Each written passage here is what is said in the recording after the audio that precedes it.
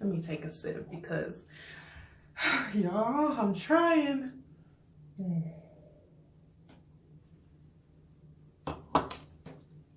Okay. I feel like this episode was one of the most, if not the most, emotionally taxing episode of any season of The Bachelor or Bachelorette that I've ever watched. I went through a lot of high and low points, screaming at the TV, being upset with Rachel, then not being upset with her, then being upset with her again, being upset with the men, being upset with the show, just being upset with everything. It's just a lot.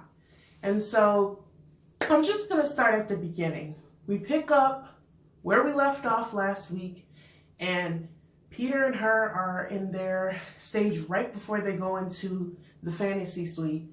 And they were having this heated, basically, argument about, you know, how they're going to move forward based on their conflicting views on it, what an engagement means to them. And basically, Peter's like, I believe that a proposal is basically marriage, and that if I propose to you, that means that I'm marrying you. Like, I only want to do that one time.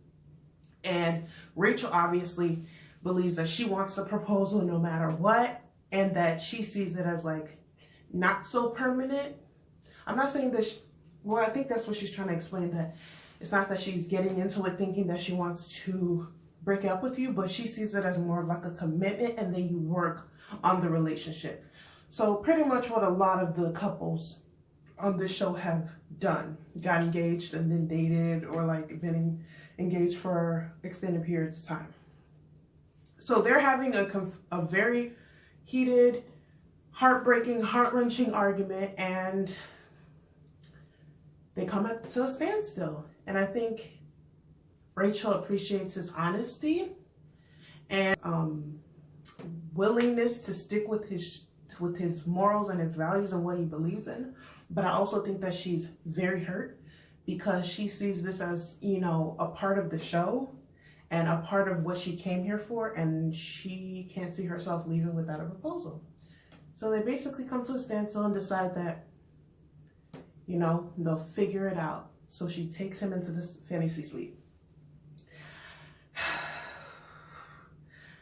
Okay, I'm gonna just get through his part. Goes into the fantasy suite, and they wake up the next morning. They're looking very bubbly, very happy, you know, like that night did them well. And like they made a lot of progress. What I'm thinking at this point is what I've been thinking. I know this is an unpopular opinion, and I don't really care. I'm going to say it because my gut is telling me that this man, no. He likes Rachel. Never said he didn't like her. I just believe that Peter knew he's not ready for marriage, knew Rachel's not the one, and knew that even if he were to date her, he was just trying to figure out a way to nicely say that, hey, you're not the one. I recognize you're not the one right now, but I'm willing to date, which is fine. Like, you can't, I'm not saying you can find the one in a 6 to 8 week television show or in real life. It happens, but I'm not saying it's the proper way. I'm just saying that Peter at this point has recognized that his feelings are not there. And I think he's been trying to force it and force it and force it. Personally, I don't think his effort was all the way genuine. I think he knew for a long time and was trying to almost fight those feelings and was just like, you know what, let me just keep trying to feed her these lies. I think it was very inconsiderate, very sad that instead of being upfront and honest and sending himself home and being like, you know what, I recognize that you need this proposal. I recognize that this is the outcome of the show. Instead of him being honest and saying, I like you, but not enough. And I need to go home. He wanted to mind fuck her, literally, and make her feel like, okay, I just want to date you. And if you don't want that, like, peace. And it's like, that was my issue. My issue is that this man knew his intention. He knew where he was. He was stuck. He was in a standstill. And you guys know, when y'all are feeling that standstill in a relationship, usually you stay there. And I think he was always going to stay there, even if they dated after the show. And I think that's something that Rachel knew going into the fantasy suite and was trying to figure out.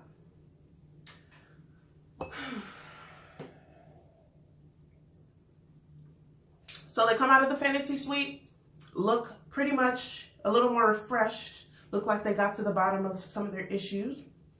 And we move on. We move on to the next fantasy suite, which is Bryan. Now, this date starts off pretty awkward because, you know, Rachel is still harboring a lot of the harsh emotions she felt from Peter's date. And she's kind of carrying it into Bryan's date. And funny enough, Bryan notices her mood change. Notices that, something is not right. Rachel is not all the way here with me like she usually is. And when he did that and when he noticed that, I was kind of like, those are brownie points for me. Because when I'm thinking of someone for Rachel, despite popular opinion, I'm thinking of someone who is attentive, who is caring, who is assured, and someone who knows what they want. And someone who's also in tune with Rachel and her emotions. The fact that Bryan could pick up on the fact that Rachel was kind of conflicted, that she was mentally away, that she was struggling, was just very powerful to me. It really, really did, because I was like, damn, Bryan really picked up on your mood. He really saw you. He really felt for you and was like kind of feeling like, damn, something's off here. All because of an unsure Peter Pan who couldn't get his act together and get his feelings together and just be real about the situation. I'm not mad that he was not all the way trying to propose. I'm mad that he was playing the game and he didn't just leave when he knew that he wasn't feeling it. That's why I'm mad. And I can't get over. Anyway, so Bryan has an off date. They go on their little dinner and it becomes a little better. He tells her, you know, I feel like at the beginning of the day, this was a little weird. It was a little awkward and it was a little off, and we're usually not off. And I don't know if you're, you know, feeling some type of way. And she kind of was like, oh, he peeped? Like, I don't think she was prepared for him to peep. You know, I think she thinks that she's real good at hiding her emotions. As we know, Rachel is not. She shows it all on her face and in her body. When she's not feeling it, you'll know. And so Bryan peeping was just like, I think really woke her up out of that, like, okay, like I need to give him my full self. I need to stop, you know, involving my emotions and thinking about Peter when I'm on this date with Bryan. Even though I believe that was kind of like a red flag, like, whoo, you know, thinking about Peter, I still was, you know, like, okay, this is still one of those processes. You're dating several people, and I would guess that's normal when you're this far along in the game. So they kind of get back on track, go into the fantasy suite, and, you know, they have the little innuendos that they're walking in hand, you know, a little shot from the bottom. I'm like, okay, we see.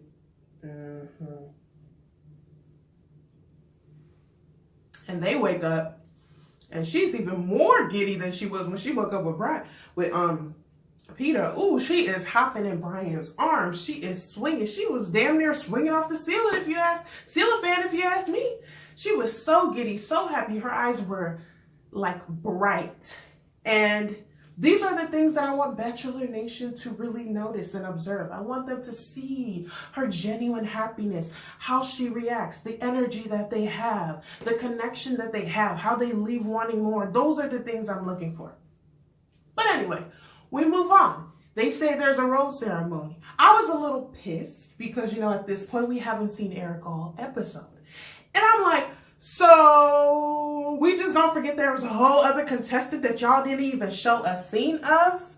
I have to start kind of recollecting my memory. Like, did he get a fantasy suite date? Did they talk? Like, what is, if it just felt like Eric was not even a part of the episode. His only cameo was, you know, to get lined up for the rose ceremony. And I was bothered because y'all know I am Team Eric, and I was expecting a lot more from that storyline, but we didn't get it. So we go straight into a rose ceremony, And here's where, you know, Rachel comes out in some dress.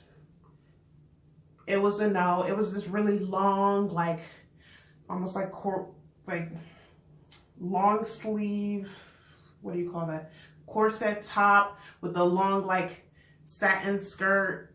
It was not appropriate for the weather. But, you know, her hair looked good and her makeup looked good. Thank God. And she comes out with black booties. The whole thing was just weird. It was kind of like a winter dress outfit, but it looked hot as hell and dry as hell. I was just like, what? But anyway, she comes out and basically gives this speech about how she's not trying to be nobody's girlfriend. She came here for a proposal and, you know, she's not going to settle. And as she's saying this, she's looking straight at Peter. And Peter was looking like he just saw a ghost. Homeboy was catching all of the shade and all of the shots, all the subs he was catching, and he sees his eyes. He was like, oh shit, like, that's me. Guess I'm going home. And so the way she's kind of leading the conversation, you would think, okay, you know, Peter's going to go home. Bryan gets the first rose. We're like, shocker. Then there's, you know, the dramatic music. And after the speech she gave the rose to Peter. At this point, I'm thinking, okay, Rachel, you're still not getting it. You're still not seeing this man is not for you. He's not in love with you. He subliminally tried to tell you he's not in love with you. He has, in so many ways, with his body language and his interest and everything, has been absent. But for some reason, he tells you, I don't want to propose. I'm not ready for that. But you need to see it through. And I'm disappointed because Eric gets sent home. And Eric, I feel like, was very genuine and they could have had a great relationship. But again, I think that because she was so, like, interested in pursuing and chasing a feeling with Peter, that she kind of cut off Eric a little too soon. And I think Eric recognized that, but he chose to go out the mature way, which is something I adore him even more for. He left, you know, he said, I still love you. I want the best for you. And I'm here for you. And that was a beautiful breakup, but it still left us very concerned for where her and Peter were going, because it seemed like it was done. The answers, the writing was on the wall. He said he's not gonna propose to you. He don't love you like that. I don't understand what the problem was. And I truly don't understand Bachelor Nation's infatuation with a guy who is not writing for the Bachelorette. Let me take a drink, because y'all.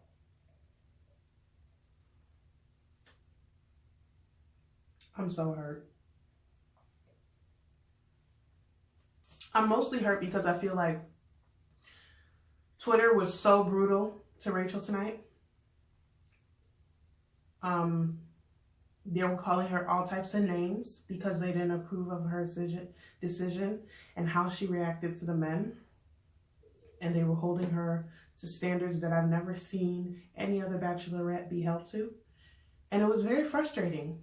It was very disgusting to see, very frustrating to see just how quick people can turn on their so-called favorite Bachelorette, just how quick they can turn their back on their favorite Bachelorette, just because she makes a decision that not everyone can understand or see. It was just disgusting. But back to scheduled programming. So Eric goes home in a very mature way.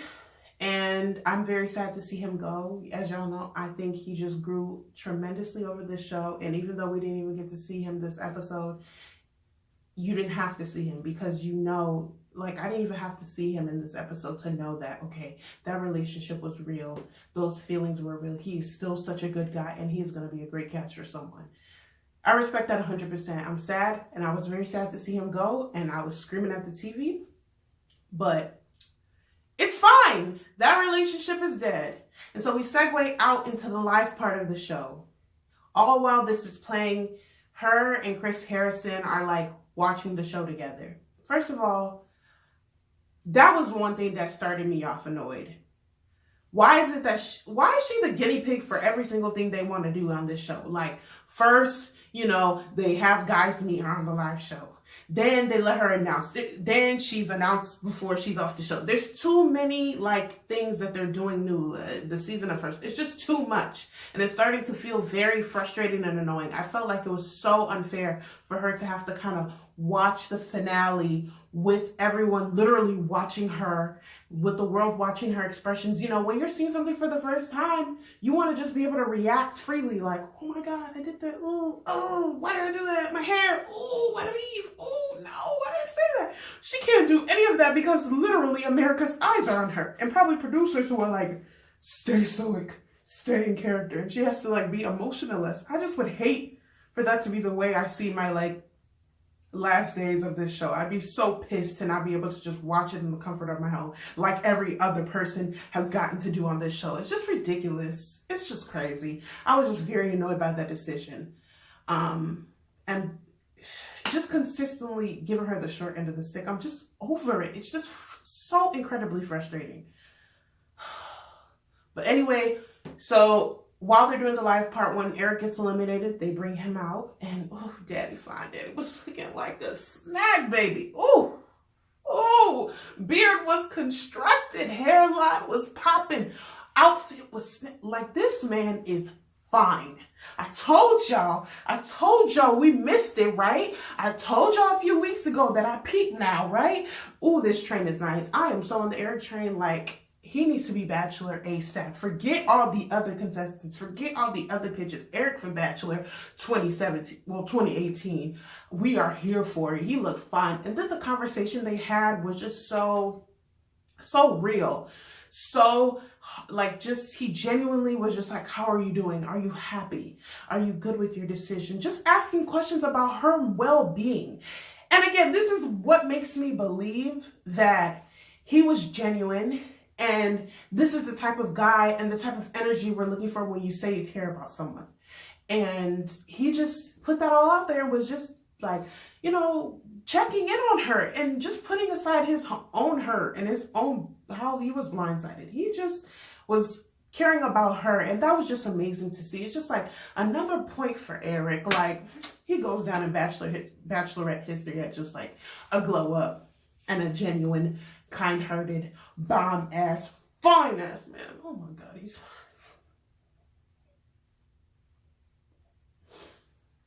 fine.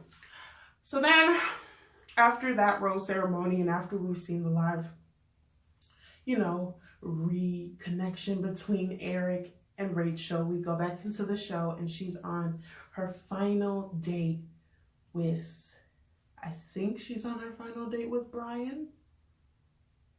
And they just go and they go on a hot air balloon and they like, he gives her like a Spanish dictionary with like keywords of what, you know, she should remember. And then it's like esposa, and he says something like uno más, something about, you know, given one chance one more time, like give one more chance one more time, something. It's like a phrase of like, you know, follow your heart, or like give it one more chance, something like that. Just like cute little phrases in Spanish that he put together that are important for their relationship. It was a super cute gift, super thoughtful. He puts esposa in it, which is super cute, which means wife. It was very adorable, and it just goes to show again, like, that very genuine, that heartfelt, that take time to really show a part of yourself. Like, him and his Spanish and his background is very big, and he shared that with Rachel, and that's something that we have seen throughout the season. He has continuously shared a big part of who he is. He talks about, you know, he speaks in Spanish. He talks about his family. He, you know, talks about how great things will be with Rachel. And That's the type of emotion I'm looking for. And I hope what she's looking for when she thinks about, being with someone at the end of this, someone who's serious, someone who has noticed things about you that you didn't even notice that you were giving off. And I just see him with that little book and all the thoughtful little like gestures and the physical touches and things like that. He's just showing that he's really in tune with her and her body. It's just beautiful. So that day ends, and then, we segue back into Peter's date. Oh, Peter's faithful date. So it starts off, they're in the wine country. They're in a field, just strolling, and they meet up with each other. They're both wearing like green. They're matching. You think, oh my God, it's meant to be. They're setting us up for like success. Oh my God, they're matching. Team green. And so they go on with the day. The day starts pretty well. They're chilling, they're talking, they're laughing.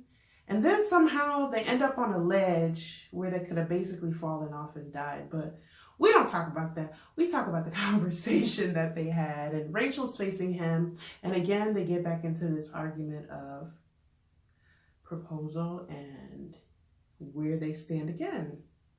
And again, Rachel tells her, in short, I'm not into you. I'm not really trying to do this. I'm having doubts. Please hear that I'm having doubts. Please send me home. Please, I want to be the next Bachelor. Please, this is too much stress. But I will date you outside of this. Okay.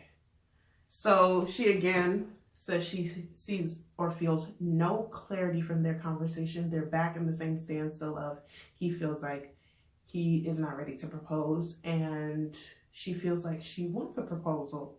And if she wouldn't get that, he wouldn't be for her. So they go on. They leave that ledge. Thank God nobody falls off. Thank goodness. They make it out.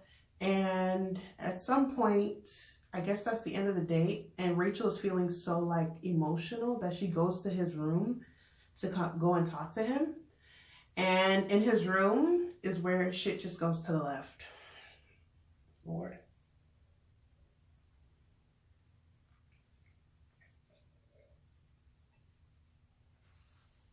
Basically, they get into a little squabble. Rachel starts saying that, I feel like you don't know what you want to do. You're not sure about this process. You're struggling, and that this is what I always do in my relationships. I go after guys like you. My last relationship, I was in a 5-year relationship that basically ended up nowhere. And I fear that you are going to be that person for me where I repeat the same mistake. I go for the guy who is not 100% sure and then basically get burned in the end. And he goes on to say, well, it's not like that. It's about me wanting to take a chance at dating you. I'm not ready to propose. I'm not ready to get married, but I very much care about you, and I want to keep going, and I want to keep dating, and I want to be in this, outside of this. I want us to do cute things. I want us to paint together and walk, around the farmer's market and, go to the movies. I wanted to do coupley things, rainbows and sunshine, even though I can barely even touch you. And we're sitting like 2 feet away from each other. So he starts selling her the dream. And this is where I feel like he starts kind of getting real manipulative. She starts saying, no, it doesn't feel like that. I feel like you're just saying this because, basically it's the right thing to say, and that you're not all the way there, and that why can't you just propose, and why can't you, it's just starting to look desperate. And I was just getting more and more upset. Like, why are you begging this man? Why are you begging this man? He does not want you. Leave him alone. This is exactly my fear of having our first Black Bachelorette. Why is it that the Bachelorette is literally begging, crying, groveling for this man's love? And it's so obvious that he's not there. And yet, he still starts getting in her head and is like, no, well, you know what? If what you really want is a proposal, you know what? I'd be willing to do that. Even though I don't believe in it, I would do it for you so we could keep dating. And she's like, who are you? Do you think I need your little proposal if you don't want to do it? Like, nobody needs your little, like, what? Nobody needs that. And that's basically what he starts saying, like, oh, I'll just do it just to do it just because you pressure me and like you want this, like I'll do this to keep you. It's like, no, keep that.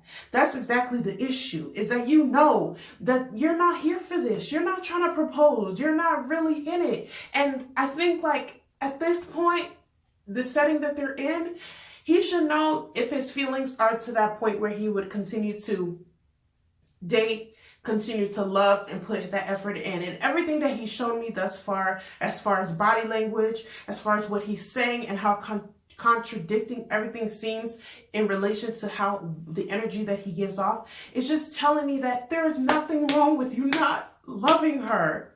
But stop playing the game. It's infuriating. And then trying to make her feel and get in her head like she's making a bad move because you don't really like her like that. And she senses that. And that's a huge insecurity that she already has. So it's already very frustrating to watch her just continuously fight with that insecurity she's had forever.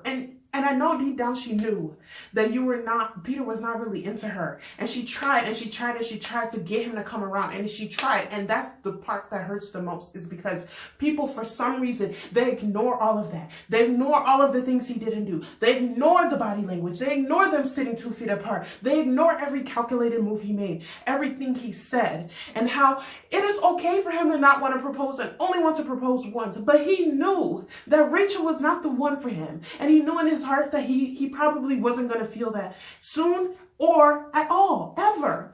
So why are we settling for this man? Because he's beautiful? Because he looks like the perfect choice on the outside? It's not okay. You have to act. This is the Bachelorette. And people are forgetting that. They are not treating her like the Bachelorette. Show her some love, show her some support. And this guy is not showing that. He is basically telling her straight up, I'm not into you, send me home. And we're still like, Team Peter, how could you let it go? Blah, blah, blah. And it's like, it's ridiculous. So they get into this argument where he basically starts throwing a proposal in her face. I just proposed, just to shut you up and so we could keep dating. And she basically does what she should have done 7 weeks ago and says, you know what? Keep it. You will not give me a pity proposal. I will not be accepting that. And, they start crying. And basically it's unclear about where the relationship stands. Like, they start hugging, they start kissing, and they've had this really awkward, tense conversation. And Rachel just says, bye, takes her umbrella and walks away. And at this point, Peter is crying in a hallway. And it's so unclear, like, did they break up? Is Rachel gonna go back? What's going on? And so we weave into the live part, and Chris Harrison says that was the breakup, the hardest breakup we've ever had. And so everybody at home was like, so they did break up. And I'm over here like, I need some clarification because this should have happened weeks ago. So finally, they bring him out, and oh my God, that was the most awkward situation I've seen in a long time. For some reason, I knew it would be very rough and painful to watch them see each other for the first time, but I didn't think that it would go the way it went. I think they both did things wrong in that moment, and I'll explain why. For one, Peter comes out, he looks very sad. First of all, I tweeted that he was looking rough. The man was looking rough. His part was barely straight. His hair was kind of flat, like he looked like he'd been crying for weeks. And it made me feel a little bad. I'm like, maybe he did feel really bad about the situation. Doesn't change the fact that he didn't really love her like that, but I think maybe he did feel bad about how it all went down. And he comes out really just looking very miserable. And Rachel is trying her best to not look miserable. She's trying her best to look like, revenge body, revenge makeup, revenge face. And, the conversation just doesn't go well. Rachel has this very, confidence to her, trying to just, get to the bottom of things, asking him, I was frustrated. She tells him I was frustrated, you know, because I feel like we weren't getting anywhere. I felt like, you know, you weren't all in it and that this process was probably not for you. And he just goes on to say, you know, I just wanted to do this once and I really did care about you. And I'm sorry about how it all happened. And through the midst of this, he goes on and says, you know, I feel attacked. And basically, I'm guessing he said he felt attacked because of Rachel's demeanor. Her demeanor was very like, fuck you, I got a husband, like I got a fiance, and it's not you. You tried me, but I bounced back. Like last night I took an L, but tonight I bounced back. You gonna see these inches. You gonna see this glow up. You gonna see me happy. And I did think it came off a little abrasive. I'm not gonna lie. I do agree that she came off very like, she could have came off a little nicer. But I think she was just over him like I am. She saw through the bullshit. And I think time away from the show really allowed her to see like, wow, you were really trying to force somebody who's not that into you into a situation. And, or you were going to settle to date and probably it go nowhere after the show is over. And so I think with all of those things in mind, she was almost like resentful of him. Like, you wasted my time, but it's okay. I'm not going to tell you that directly. I'm just going to try with my body language. And he picked up on that energy and said he felt attacked. Wrong word choice, Peter. That was a destructive term to use, especially on a Black woman. But I will let him very sad and very miserable. So I did give him a pass for that word. But I do agree that the situation was very tense. And you could just tell that there was still a lot of anger coming from Rachel. I think she has not forgiven him. She feels like he wasted her time and potentially wasted a connection that they could have. And that was very hard to watch. It's very hard to watch Rachel, you know, sit there and yearn for this guy a little bit. I'm not going to lie. It was very hard. And I don't know. It was just an ugly situation. And once this situation happened, people were going in on Twitter. Oh my God, people were like, are they broke? Like, is this a plot twist? Are they really broken up? This energy is weird. They're great actors. Oh my God, Rachel's a bitch. Oh my God, how could she? There were so many emotions from people trying to figure out, has he lost or has he won? Or is it a trick or is it not? And this is where I started to really get really annoyed. Because I've seen a lot of people calling her classless for how she handled the situation, that she's a bitch, that she's the worst. How did she go from the best Bachelorette to the worst? And this is again where I started to see that nobody has this woman's back. They only love you until you can't do anything good for them anymore. And I'm starting to see that. It's like Rachel, all she did was express her hurt and to react in a human way, and she makes one slight mistake in the eyes of the public and they condemn her. Literally, people were calling her a bitch, classless, using all types of terms on her that I don't feel were well deserved. If anything, some of that should have been thrown at Peter. No, but Peter was regarded as a saint. Oh, she just, threw him off. She doesn't know what she's missing. Oh, she is just so shallow. Oh, all she wants is a ring. Oh, blah, blah, blah. It's like, no, that's not all she wants. She wants someone who genuinely wants her. And this guy was continuously showing that he doesn't. And because she's reacting to feeling basically played, how I interpret it, the whole world wants to condemn her when every other Bachelorette has demanded an engagement, has went into this, and it has ended the same way every single time, and none of them have ever been condemned for expecting those expectations. But oh, let us have a successful, beautiful Black woman come onto the show and demand those things, and oh, she's desperate. Oh, I've lost respect for her. She's a bitch. She should have just accepted this guy who wanted to date her. It's like, no, he was not all the way in it. And Rachel realized that, and I need America to realize that too. Ride for your Bachelorette and stop riding for Peter, because Peter was a contestant, and I never take away from the fact that I believe that he had a good heart and that he liked her, but he never loved her, and I don't think he ever saw getting there, and that is okay. But he should not have stayed on that show and pretended like he wanted to date her and see where it goes just to waste her time some more, because that's what it would have been, a waste of time. And Rachel realized that and she cut it. But now she's classless and she's stupid and she's settling because she's going after what she came here for? Then think about it. It's not okay. It's not okay. We need to hold ourselves and our bachelorettes and the contestants to the standard that we've held them for all of these years. All of the bachelorettes have been engaged, whether they worked out in the end or not. That's just the premise of the show. And if Peter didn't want to do that and he felt uncomfortable with doing that, why did he come on? It's so simple. Don't come on. Duh. And I feel like he's playing the game and everybody is just falling right, like putty in his hands. And at this point, it's like, don't play Rachel. Play yourself. And I think she finally recognized this, and I was so happy to see her cut the ties, because this guy has been showing these signs from jump. And then in this episode, when he tried to get all manipulative and mindfuck her, oh, I was really done with him. Bye, Peter.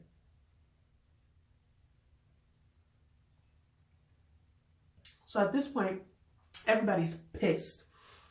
You know, Chris Harrison is trying to tease, like, y'all might think you know what's going to happen at the end. There's only one guy left. It doesn't mean, you know, you think you know what's going to happen. And people are getting a little excited, thinking their precious Peter has come back like a thief in the night and stolen her heart again. But no, they take us into a very windy day where tracks and weave were blowing, edges were exposed, curls were dropping, skirt was like all of the nonsense that you wouldn't want on your engagement day is what Rachel got for her engagement. It was just so freaking annoying to watch. The wind was louder than my freaking thoughts. I could barely think with that wind, and you could barely hear, and you didn't know what was going to happen, because at this point, Bryan is the only one left. But at this point, maybe she'll turn him down and Peter will come back. We don't know. So she's standing there in the wind, getting all of her edges blown up. All of her weave, her tracks are not laying down. Lord, they could have gave her a bonnet. They could have gave her a hat. At that point, anything would have been better than the sight that they gave her. Oh, Lord. The background was pretty, but that wind was petty AF.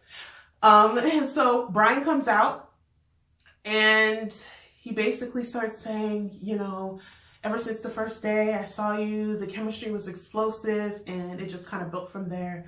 You're everything. You're, I don't remember the exact words, probably something cheesy. You're my heart, you're my soul, whatever. The cookie cutter. It was cute, but you could barely hear it because all you hear is the wind in the background. And we're waiting on Rachel. That's the main part we're waiting on. Like, is Rachel going to give that face where she's like, stop talking? Or is she going to give the bright eyes? And pretty much the whole time she was giving the bright eyes. So we kind of knew it was a done deal. Like, okay, they're about to get engaged. And so he gives his little speech. Rachel gives hers and says, you know, the key words that I remember, I love you and I'm in love with you.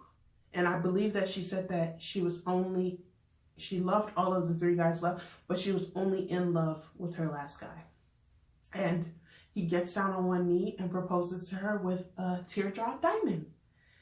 It was, I wish it could have been a picturesque, very memorable proposal, but to be honest, it wasn't. It was so loud and distracting. Everything about it was very distracting, but I was still very happy for her. I was still, you know, the emotional roller coaster that I went on through watching the show, I kind of was like, I left on a kind of like, okay. Like, probably the most she felt accepting her proposal. I left kind of like that. And I'm like happy for Rachel. I'm happy for her and Bryan. And the proposal it was nice. Beside all the other factors, it was nice. And so now we finally get to see them live, like tonight, what they look like now together. And so they call Bryan out. And of course they do the cliche, they make out, they hug on each other and all of that. They sit down holding each other super tight, showing that energy and that chemistry that I adore about them. And basically start speaking to the fact that they're strong, they're more solid than ever. They don't have any solid wedding plans yet, but they're getting ready to build on the relationship and they're not going to rush anything. And this is where a lot of people had issues. They said, oh, so you're not going to rush anything with Bryan, but you couldn't do that with Peter? Oh, but Peter wanted to date you just couldn't date him. And I think one thing that y'all are forgetting is one, there's a very big difference between getting engaged and deciding to get to know each other and just leaving a show and deciding to date. Engagement is a commitment. And I think this is what Rachel has been trying to communicate this entire season. It's not just about let's get married. It's about you are basically saying to me that you are going to give it your all. You are giving me your ring. You are asking me to marry you so that we can continue to build on this relationship like with no way out.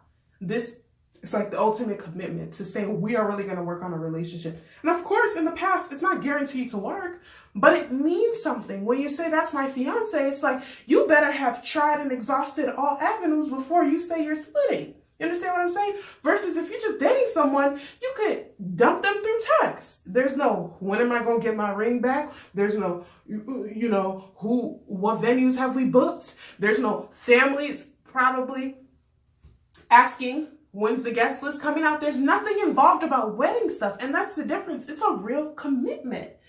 And that's a huge difference from what Peter was trying to propose. Peter was just trying to, with style, say, hey, I just kind of want to date you and see where this goes. Versus Bryan, who's saying, I'm in love with you and I'm willing to exhaust all efforts and I'm willing to be all in and really work to make sure that this gets to marriage. And if all of that fails and things happen, okay. But to know that I'm putting myself out there and I'm 100% committing, that is what she was looking for. That's the difference between what Bryan and Peter were offering. And that is why Bryan won.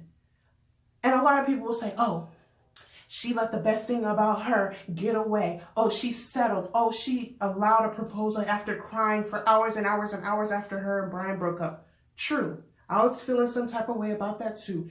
Personally, if I was Bryan and I watched it back and saw how hard it was for her to let go of Peter and how hard she was crying and how she told him she loved him, I'd be feeling some type of way. But at this point, what I've left that up to is them two. I'm sure they've had a conversation about this a long time ago. I'm sure that they've worked that out. And if they can get past that, I can too. But the moral of the story is I'm writing for Rachel. And I'm so happy that she's found her forever love. I'm so happy that she followed her heart and followed and really went for the qualities that were showing true signs of love. And I don't doubt that she loves him too. Do I believe she loved Peter? Yes. Do I believe that if Peter were all in, she might have picked him? Yes. But that's the premise of the show. You know, you can love two people and then choose one that happens to be better for you and your life and your situation. It doesn't mean you're settling. It means you're being smart with your heart. It means that you're going after the values and the things that you came here for. Do I believe that they will be a great pair and have true love and make an awesome life together? Yes, I do. Because they both want those same things and because that chemistry and that energy and all of that is there. They just need to continue to culminate it. And for that fact, I will support them. I will love them, and I will stop tearing down Rachel for being a human being, for reacting how she chose to react with the circumstances given, for her feeling and interpreting the things that we did not see all the way, how she wanted to interpret it. I do not think she's a bitch. I do not think that she's classless. I do not think that she made a mistake. I think she followed her heart with the guys that she was given, and she made a solid, sound decision. And the only issues I see henceforth are working through, you know, the hard breakup with Peter, having to explain that to Bryan now that he's seen it. If they can get through that, they can get through it all. And I wish the happy couple good luck. And Eric, I will be sliding into your DMs.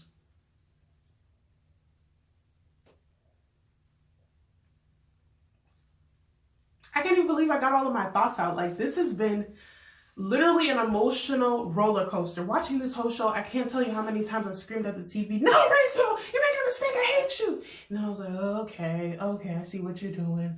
And I was like, side-eye, Peter, side-eye. I know y'all are probably so opposite. 100% of the world was Team Peter at this point, and it just hurts to see that what Rachel is facing. So I ask now that you guys be kind, you be open-hearted, open-minded to this new situation, and trust your bachelorette, because Peter was not the bachelor. He may just be your new bachelor, but he was not the bachelor this time. And I don't like how he handled himself. I don't like the fact, y'all know how I felt.